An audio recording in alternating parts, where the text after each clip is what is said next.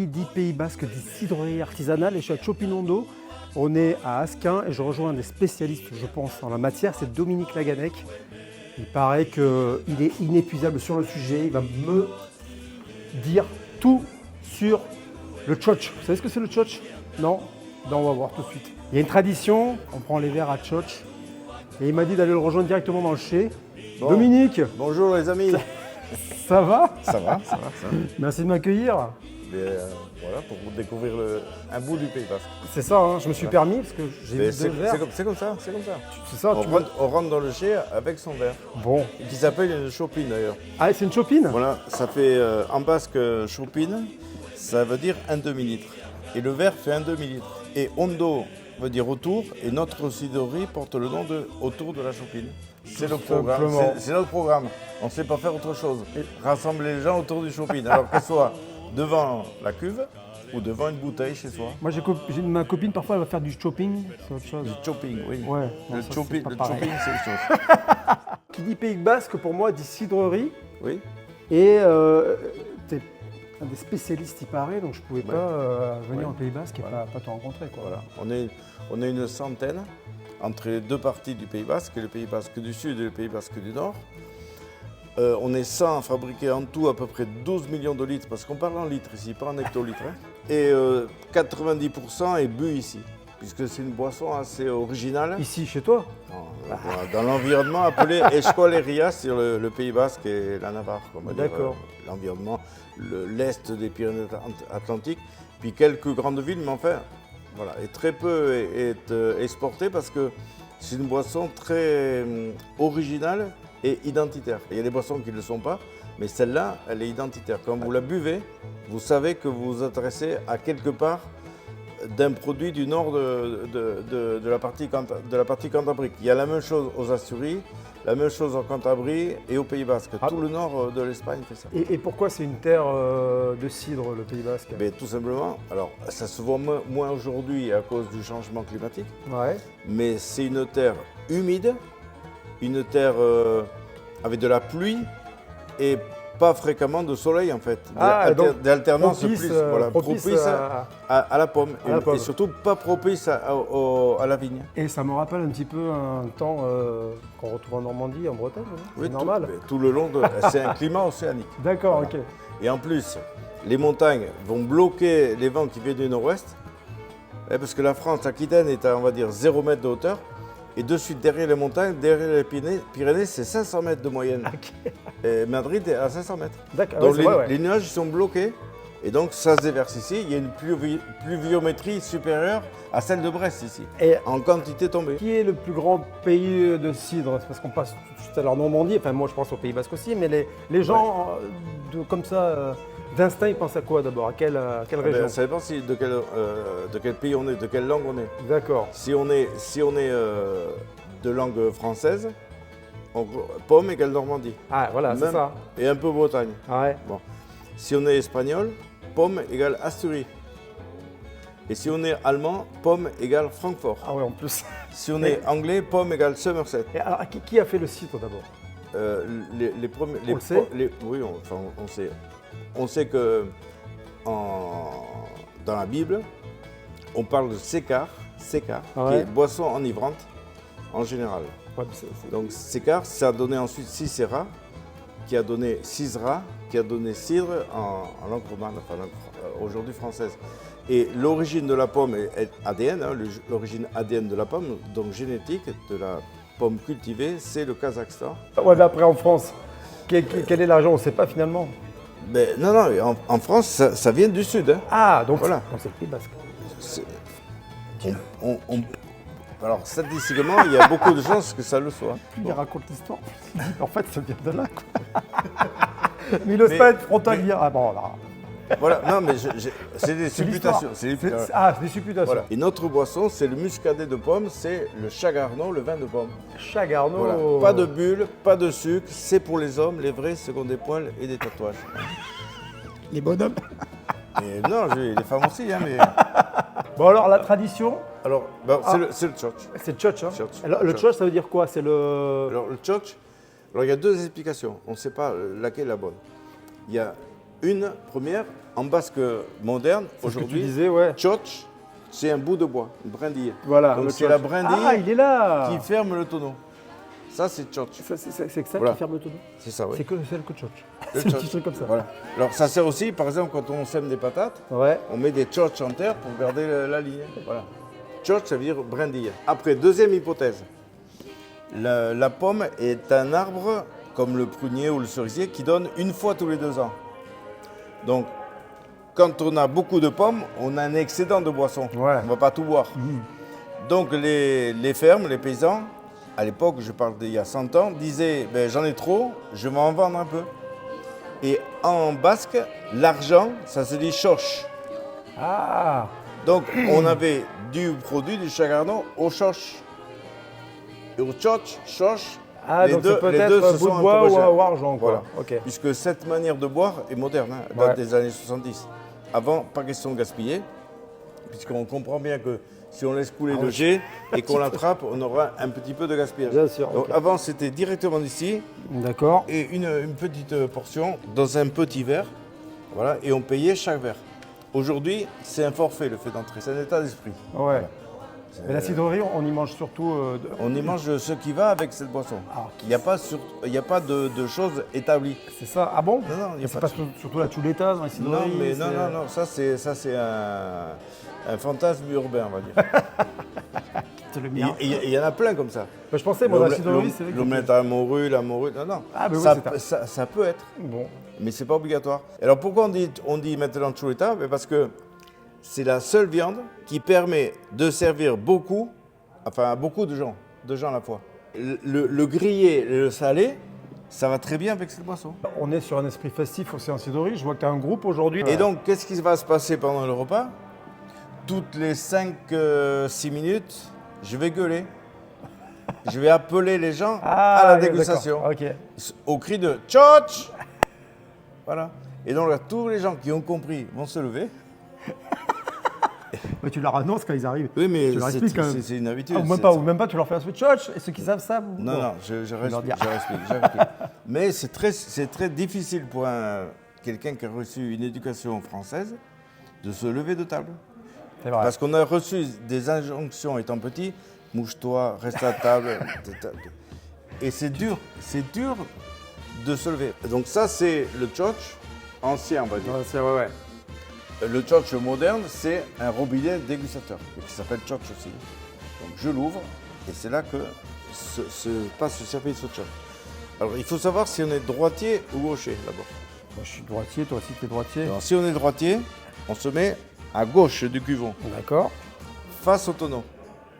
Pas de côté, hein, on aurait tendance à se mettre comme ça. C'est vrai. Non, face au tonneau, le pecho sorti, hein, le coulo rentré et la braguette en avant. Voilà. Fier comme bar tabac. Parce Ouais, qu'on peut trouver, Ouais, on peut trouver des gens qui sont n'importe comme des grenouilles. Hein. C'est une bonne- voilà. Pecho, Voilà. le coulo et la baguette. D'accord. Voilà. Comme s'il y avait une plume entre. Ouais, je l'ai là, j'ai serré les fesses. Bon. Comme s'il y avait un string. Donc on verra arriver le jet. D'accord. Alors pourquoi on fait ça? Si on se servait ici, comme on pourrait le faire de manière intuitive et spontanée, eh bien la boisson n'a pas de bulle, elle ne va pas perler, elle ne va pas présenter de perler. D'accord. Par contre, ça c'est une loi de la physique, le fait de rompre un liquide qui contient un gaz dissous libère le gaz. Et là, comme on a une boisson qui a du gaz dissous, parce qu'on n'est pas arrivé à 12% d'alcool, qui est la limite à partir de laquelle il n'y a pas de gaz dissous, c'est pour ça que dans les vins rouges, il n'y en a pas, ni les rosés. Dès qu'une boisson atteint 12%, c'est son seuil d'expulsion du gaz. Donc là, on est à 6, entre 6 et 8.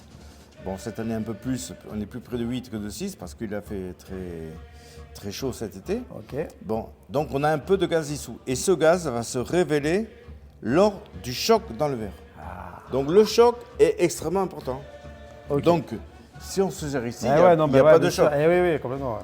Par contre, on va laisser choir le jet Et et il prend de l'énergie il y a- cinétique. Là. il y a quand même une distance là où non. Ah non, mais il parcourt une parabole y égale moins x2, donc on peut la prévoir. Si on a été à l'école. Le gars, il est historien, mathématicien, physicien, Bon, le jet va sourdre. Ah, ok. Sourdre. Échoir. Échoir, ça je l'ai. Oui. Pendant qu'il choit, il acquiert de l'énergie cinétique à cause du mouvement. Je traduirai. Donc il Ok. accumule de Bah, ouais, l'énergie. D'accord. Et au moment de l'impact, il va restituer cette énergie voilà, sous forme d'une turbulence qui va provoquer l'expulsion du gaz et la formation du perlé. Donc plus le verre est bas, plus le choc est fort. Ouais. Ce qui veut dire que les plus avantagés sont les petits au bras long sans talonnette. Parce qu'ils sont naturellement bas. C'est moi. On en connaît d'autres. J'ai compris. J'ai compris que tu. On en C'est- connaît J'ai d'autres. compris le sous-entendu. Non, on en connaît d'autres. Ah ouais, bah oui, ça, il a une belle talonnette, lui.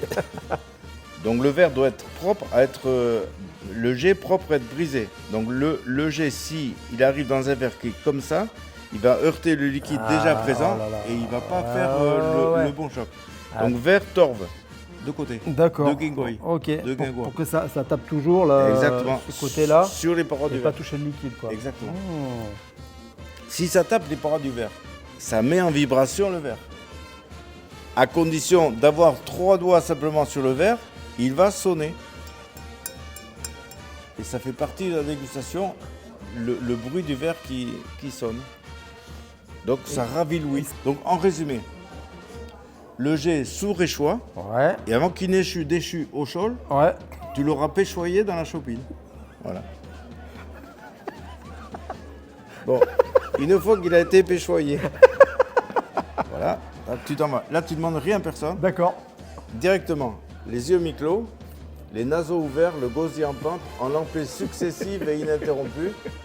Tu bois le contenu du verre jusqu'à finir. Et là, tu vas être saisi d'un plaisir intime qui te poussera un cri néolithique.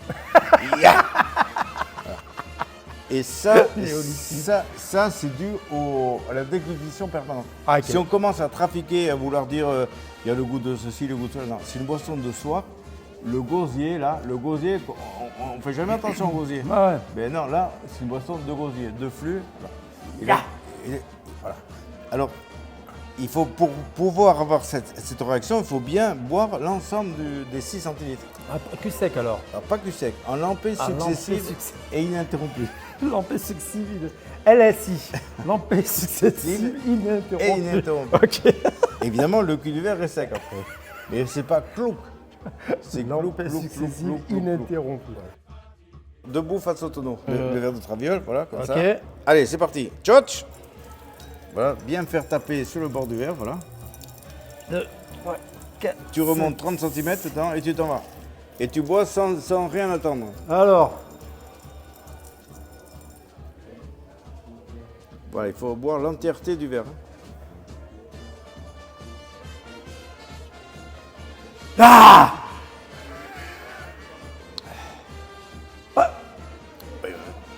Genre, il n'y a pas besoin d'être. Ça dépend des gens. Ah, moi c'est venu instinctivement. Oui, voilà. Mais peut-être un peu forcé. légèrement Pas du forcé. tout. C'est comme ça. voilà. Dominique, c'est sorti comme Voilà. ça. Donc c'est l'acidité de la boisson qui fait ça. C'est vrai que ouais. Le perlé. Et voilà, le fait que ce soit sec. Et d'ailleurs, ça donne envie de claquer la langue aussi. Ouais, c'est vrai. Bien. Voilà. Alors, ça ne sera pas du tout pareil sur chaque plat. Ah d'accord, Ça ok. va changer. Ah, parce qu'il y a un tchotch par... Ah oui, puisqu'il y a plein de barriques. Oh là, ah oui. Donc, à chaque fois, Mais, je vais appeler tchotch et on va changer de barrique. Et c'est en fonction de quoi alors En fonction de ce qu'on mange. D'accord, mais qu'est-ce qui change dans ces... L'acidité, le fruité, ok. il y a le type de bactéries utilisées aussi. Voilà. Chaque Chaque barrique a un goût spécial. pour un plat, ok. Alors, ça n'a pas été fait pour. C'est Ouais, j'accorde ce que la nature a donné, je l'accorde à ce qu'on nous on donne à manger. très bien. Voilà. J'en profite maintenant pour te poser la question que je pose à chaque fois. Quelle est toi ta définition du terroir, Dominique? Le terroir. Alors c'est marrant parce que je parle souvent en basque ou en espagnol. D'abord en basque, il n'y a pas de mots. Et en espagnol non plus. Donc c'est peut-être une manière française d'exprimer un fief. Ouais. Voilà ce que je dirais. Eh, tu m'en fais encore goûter un ou pas? C'est possible avant de Alors voilà, te libérer. En plus maintenant j'ai la... ici. Allez, Ça, c'est la cuvée du coucou, Ah, du coucou. qui a été ouverte samedi dernier parce que ici, le printemps arrive avec le coucou et pas avec les... Voilà. Voilà, tu remontes et c'est bon.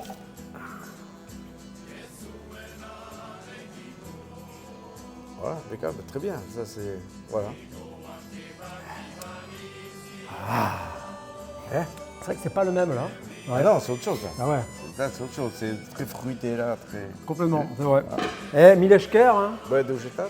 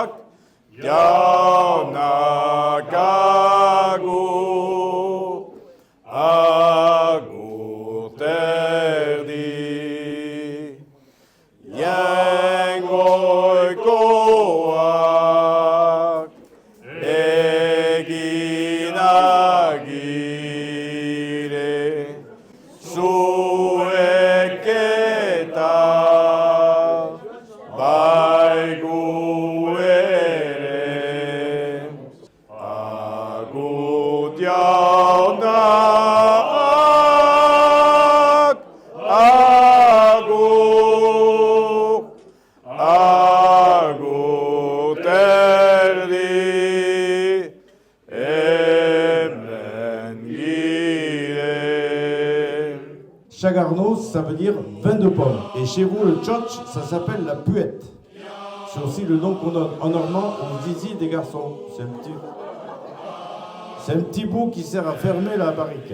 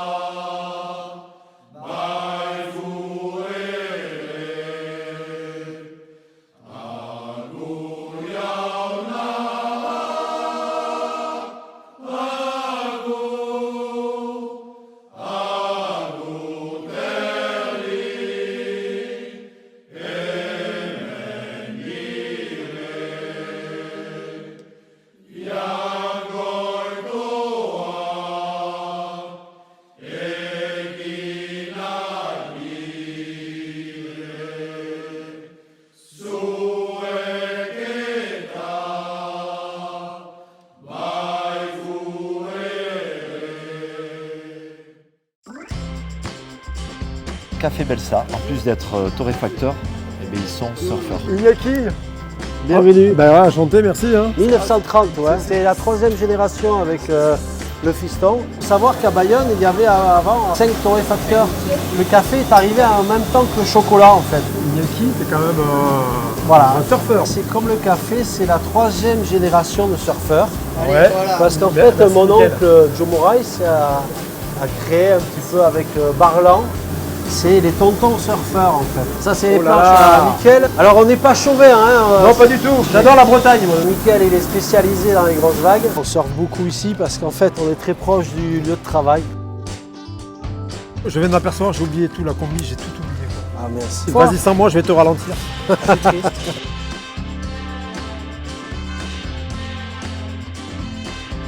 Pour moi, le terroir, c'est le Pays Basque.